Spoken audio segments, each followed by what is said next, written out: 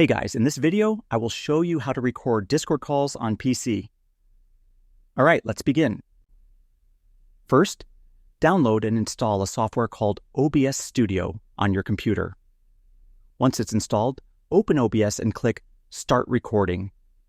The software will automatically capture your desktop audio, including any sound from Discord.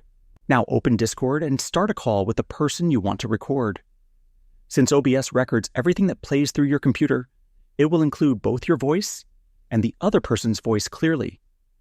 You can minimize OBS while you talk, and it will keep recording in the background without affecting the call. When the call ends, return to OBS and click Stop Recording. The file will be saved in your default videos folder, and you can play or edit it anytime. So that's basically how you can record Discord calls on PC.